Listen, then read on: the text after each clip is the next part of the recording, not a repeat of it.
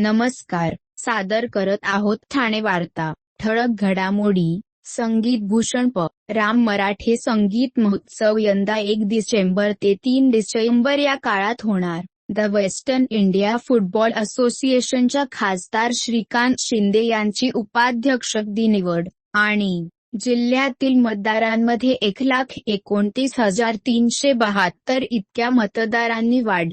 या आणि इतर घडामोडी विस्तृतपणे पण काही क्षणातच. आमच्या फेसबुक, यूट्यूब आणि संकेतस्थळाला सबस्क्राईब करायला विसरू नका. मेरा नाम अमजद अहमद शेख है। मैं रहमतपुर शांतिनगर में रहता हूँ। जब भी मस्जिद में आता हूँ नमाज पढ़ने ऐलान भी होता था टीका वीका के लिए, तो मेरे घर वाले मना करते थे कि मतलब टीका नहीं लगना चाहिए, उससे बच्चे लोग का नुकसान भी होता है और बुखार वगैरह भी आता है। तो इस करके मेरे बच्चों का 2-3 टीका छूट गया था। लेकिन टीचर लोग, सिस्टर लोग बोलते थे बार बार आके बच्चे लोग को टीका लगाया करो, ये करो, तो इस हिसाब से घर वालों को माने। इंद्रधनुष टीका कार्यक्रम मोहल्ले में ही चल रहा था, तो दीदी के साथ जाके हमने हमारे बच्चे लोग के जो टीके छूटे थे वहाँ पे लगवा लिए। वो हिसाब से बच्चे अभी तंदुरुस्त भी है, सही है। पहले पूरा खाते पीते नहीं थे, अभी और खाते पीते हैं और अल्हम्दुलिल्लाह हर बीमारी से महफूज है। अभी हम खुद ही ध्यान रखते कि बच्चों का कोई भी टीका ना छूटे।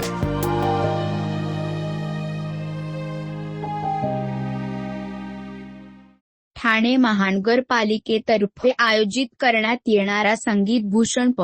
राम मराठे संगीत महोत्सव यंदा 1 डिसेंबर ते 3 डिसेंबर या काळात होणार आहे. या महोत्सवात प. सुरेश तळवलकर यांना राज्यस्तरीय तसेच निषाद बाकरे यांना युवा पुरस्काराने गौरविण्यात येणार आहे. संगीत भूषण प. राम मराठे संगीत महोत्सवाची माहिती सोमवारी ठाणे महापालिकेचे अतिरिक्त आयुक्त संदीप माळवी यांनी पत्रकार परिषदेत दिली. राम गणेश गडकरी रंगायतन येथे 3 दिवस हा महोत्सव होणार असून महोत्सवाचे हे 28वे वर्ष आहे. तसेच प. राम मराठे यांचे जन्मशताब्दी वर्ष असल्याने त्याच्यासोबत काम केलेल्या 7 ज्येष्ठ कलाकारांचा यावेळी कृतज्ञता सन्मान करण्यात येणार असल्याचे संदीप माळवी यांनी सांगितले. तसेच हा महोत्सव विनामूल्य असून रसिकांनी कार्यक्रमांना भरभरून प्रतिसाद द्यावा, असे आवाहनही माळवी यांनी केले. याही वर्षी महोत्सवात नामवंत आणि ज्येष्ठ कलाकार तसेच नवोदित कलाकार यांचा सुरेल संगम रसिकांना अनुभवता येणार आहे. महोत्सवाचा आरंभ शुक्रवार 1 डिसेंबर रोजी सायंकाळी प. राम मराठे यांचे नातू युवा कलाकार भाग्येश मराठे यांच्या गायनाने होईल. त्यानंतर पुरस्कार वितरण सोहळा होईल. पहिल्या दिवसाची सांगता ज्येष्ठ सरोद वादक सुजात खान यांच्या सरोद वादनाने होईल. शनिवार 2 डिसेंबर रोजी दुपारी ज्येष्ठ वादक भीमण्णा जाधव यांच्या सुंदरी वादनाने आरंभ होईल. त्यानंतर नृत्यांगना आणि अभिनेत्री शर्वरी जमेनीस यांचे नृत्य होईल. त्यांना तबला साथ प. मुकुंदराज देव करणार आहेत. सांगता ज्येष्ठ गायिका शुभा मुद्गल यांच्या गायनाने होईल. त्यांना अनेश प्रधान आणि सुधीर नायक हे साथ संगत करणार आहेत. रविवार 3 डिसेंबर रोजी सकाळच्या सत्रात युवा कलाकार शाश्वती चव्हाण यांचे गायन आणि मंजिरी वाठारे यांचे नृत्य होईल. दुपारच्या सत्रात संगीत मंदारमाला या नाटकाचा प्रयोग होणार आहे. त्याचे दिग्दर्शन प. राम मराठे यांचे पुत्र मुकुंद मराठे यांचे आहे. तर महोत्सवाची सांगता ज्येष्ठ गायिका अश्विनी भिडे देशपांडे आणि ज्येष्ठ गायक प. संजीव अभ्यंकर यांच्या जसरंगी या अनोख्या कार्यक्रमाने होणार आहे. येत्या लोकसभा निवडणुकीसाठी महायुतीतील भाजप, शिवसेना आणि राष्ट्रवादी काँग्रेस हे तिन्ही पक्ष महाराष्ट्रात मिशन 45+ मोहीम राबविणार आहे. तिन्ही पक्षाचे राज्यस्तरीय आणि केंद्रस्तरीय नेते महाराष्ट्रातील लोकसभा निवडणुकीतील जागा वाटपाचा एकत्रित निर्णय घेणार आहेत. तसेच मराठा समाजाला कायद्याच्या आधारावर आरक्षण देण्यास आमचा संपूर्ण पाठिंबा आहे, असे मत राष्ट्रवादी काँग्रेस पक्षाचे महाराष्ट्र प्रदेश अध्यक्ष खासदार सुनील तटकरे यांनी पत्रकार परिषदेत बोलताना व्यक्त केले. राष्ट्रवादी काँग्रेस पक्षाचे महाराष्ट्र प्रदेश अध्यक्ष खा. सुनीलजी तटकरे हे ठाणे राष्ट्रवादी काँग्रेसच्या मध्यवर्ती कार्यालयात कार्यकर्त्याच्या भेटीसाठी ठाण्यात आले होते. यावेळी पत्रकार परिषदेत ते बोलत होते. मराठा समाजाला आरक्षण मिळाले पाहिजे, अशी राष्ट्रवादी काँग्रेस पक्षाची स्पष्ट भूमिका आहे. कायद्याच्या कक्षात न्यायालयीन निर्णयाच्या आधारावर मराठा समाजाला आरक्षण मिळायलाच हवे. तत्कालीन मुख्यमंत्री पृथ्वीराजजी चव्हाण यांच्या आणि तत्कालीन उपमुख्यमंत्री अजितदादा पवार यांच्या नेतृत्वाखाली आघाडी सरकारमध्ये मंत्री असताना मराठा समाजाला आरक्षण देण्यात आले होते.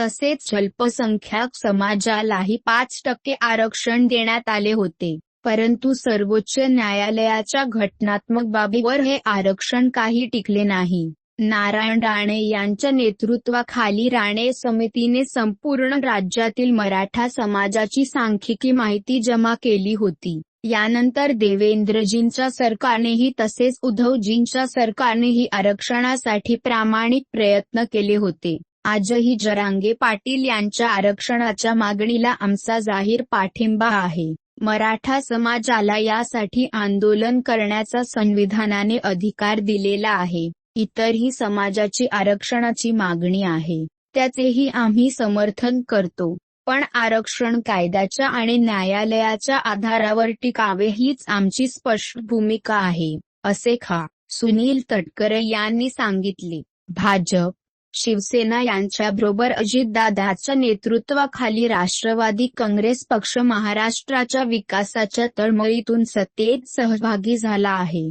पण सत्तेत सहभागी होताना शिव, फुले, शाहू, आंबेडकर विचारधारा आम्ही अजिबात सोडलेली नाही किंवा धर्मनिरपेक्षताही सोडलेली नाही. सत्तेत आल्यावर उपमुख्यमंत्री अजितदादा यांनी सर्वसामान्यांची कास धरणारे घेतलेले गतिमान निर्णय याची साक्ष आहे. राष्ट्रवादी काँग्रेसच्या मान्यतेचा दावा निवडणूक आयोगाकडे दाखल झाला आहे. सर्वोच्च न्यायालयानेही निवडणूक आयोगाचा घटनात्मक दर्जा मान्य केला आहे. निवडणूक आयोग योग्य तो निर्णय घेईल, त्याचा सर्वांनी सन्मान करायला हवा, असेही सुनील तटकरे म्हणाले.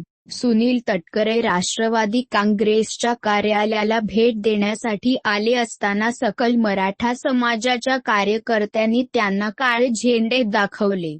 मराठा समाजाला आरक्षण मिळावं या मागणीसाठी या कार्यकर्त्यांनी जोरदार आंदोलन करत पक्षाच्या कार्यालयात मुसंडी मारली. त्यावेळी तटकरे यांनी या कार्यकर्त्यांना सामोरे जात मराठा समाजाला आपल्या पक्षाचा पाठिंबा असल्याचे त्यांना सांगितले. भारतातील फुटबॉल खेळाचे नियमन करणाऱ्या नामांकित ऑल इंडिया फुटबॉल फेडरेशनशी संलग्न असलेल्या आणि महाराष्ट्रात फुटबॉलचे नियमन करणाऱ्या द वेस्टर्न इंडिया फुटबॉल असोसिएशनच्या विफ कार्यकारी समितीच्या बैठकीत कल्याण लोकसभा मतदारसंघाचे खासदार श्रीकांत शिंदे यांची उपाध्यक्षपदी निवड करण्यात आली आहे. या संघटनेचे अध्यक्ष प्रफुल्ल पटेल यांच्या अध्यक्षतेखाली आणि कार्यकारी समितीच्या उपस्थितीत झालेल्या बैठकीत ही निवड करण्यात आली. The western India football association ही संस्था भारतात फुटबॉल खेळाचे नियमन करणाऱ्या नामांकित ऑल इंडिया फुटबॉल फेडरेशनशी संलग्न आहे, तर महाराष्ट्रात फुटबॉलचे नियमनही या संस्थेमार्फत करण्यात आले आहे. महाराष्ट्रात आणि देशात फुटबॉल खेळाला प्रोत्साहन देण्यासाठी आणि खेळासाठी आवश्यक गोष्टींची उभारणी करण्यासाठी काम करणारी ही सर्वात जुनी संस्था असून 1911 पासून कार्यरत आहे. राज्यात आणि देशात फुटबॉलसाठी अत्याधुनिक सोयी-सुविधा आणि पोषक वातावरण निर्माण करण्यात नक्कीच योगदान देण्याचा प्रयत्न राहणार असून ग्रामीण भागातील खेळाडूंना फुटबॉलच्या मुख्य प्रवाहात आणण्याला प्राधान्य असल्याच्या भावना यावेळी खासदार शिंदे यांनी व्यक्त केल्या आहेत. आपण पाहत आहात श्री स्थानक वाहिनी, ठाणे जिल्ह्याचं मुख्य व्यासपीठ. ठाणे वार्ता पहा श्री स्थानक वाहिनीवर. आता सकाळी 9:15 पासून रात्री 9:15 पर्यंत ठाणे वार्ता, ठाण्यातील पहिलं दृकश्राव्य माध्यम. ठाणे वार्ता आणि श्री स्थानक वाहिनीचं लाईव्ह स्ट्रीमिंग ठाणेवार्ता.com वरील लाईव्ह स्ट्रीमवर क्लिक करा आणि अगदी मोबाईलवरही ठाणे वार्ता श्री स्थानक वाहिनीचा आनंद लुटा. यासाठी आमचं ॲप डाउनलोड करा. आपला परिसर स्वच्छ आणि सुंदर ठेवण्यासाठी ठाणे महापालिकेत सहकार्य करा. ओला सुका कचरा वेगवेगळा जमा करा आणि रोगराईपासून मुक्तता मिळवा. डॉक्टर आणि रुग्णांचं पिढ्यानपिढ्यांचं जिव्हाळ्याचं नातं म्हणजेच डॉक्टर बेडेकर हॉस्पिटल. आता अत्याधुनिक सोयी सुविधा आणि तंत्रज्ञान युक्त वंध्यत्व निवारण केंद्रात IVF आणि टेस्ट ट्यूब बेबीची ही सुविधा. डॉक्टर बेडेकर हॉस्पिटल, महर्षी कर्वेपथ, ठाणे. 65 वर्षांची निरंतर सेवा. ठाणे वार्ता पहा श्रीस्थानक वाहिनीवर. आता सकाळी 9:15 पासून रात्री 9:15 पर्यंत ठाणे वार्ता, ठाण्यातील पहिलं दृकश्राव्य माध्यम. जिल्ह्यातील मतदार यादीमध्ये 5 जानेवारी ते 27 ऑक्टोबर दरम्यान एकूण 1,29,372 इतक्या मतदारांची वाढ झालेली आहे.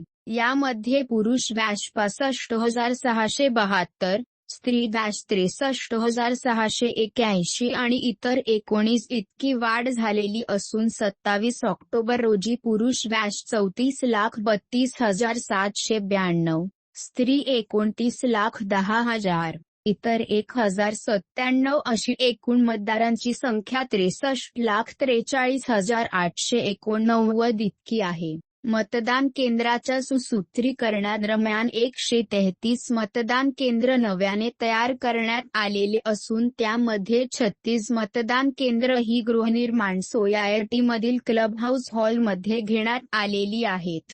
जिल्ह्यातील महिलांचे प्रमाण यामध्ये एकूण 3 ने वाढ झालेली आहे. 5 जानेवारी रोजी महिलांचे प्रमाण 845 होते. 27 ऑक्टोबर रोजी महिलांचे प्रमाण 848 इतका झालेला आहे. जिल्ह्यातील लोकसंख्येच्या प्रमाणात मतदार नोंदणीचे गुणोत्तर 65.40% इतके झाले आहे. जिल्ह्यातील 18 ते 19 वयोगटातील मतदारांमध्ये एकूण 29,124 इतकी वाढ झालेली आहे. 27 ऑक्टोबर 18-19 वयोगटातील एकूण मतदार 75,223 इतके आहेत. दिव्यांग मतदार नोंदणीमध्ये एकूण 1,206 इतकी वाढ झालेली आहे. जिल्ह्यात आज रोजी एकूण 33,338 इतके दिव्यांग मतदार आहेत. जिल्ह्यात एकूण 12,572 देहविक्रय करणाऱ्या महिला FW मतदारांची मतदार नोंदणी करण्यात आलेली आहे. तसेच 4,331 इतक्या असुरक्षित आदिवासी गटातील PVT मतदारांची नोंदणी करण्यात आलेली आहे. 6 जानेवारी ते 27 ऑक्टोबर एकत्रीकृत प्रारूप यादी प्रसिद्ध होईपर्यंत जिल्ह्यात एकूण 1,76,240 इतके नमुना अर्ज 6-7-8 एकत्रितरित्या प्राप्त झाले. भारत निवडणूक आयोगाच्या निर्देशाप्रमाणे घरोघरी भेटी देऊन मतदारांच्या पडताळणी दरम्यान जिल्ह्यातील अंदाजे 15,16,853 इतक्या घरांना मतदान केंद्रस्तरीय अधिकारी यांच्या मार्फत भेटी देण्यात आल्या आहे.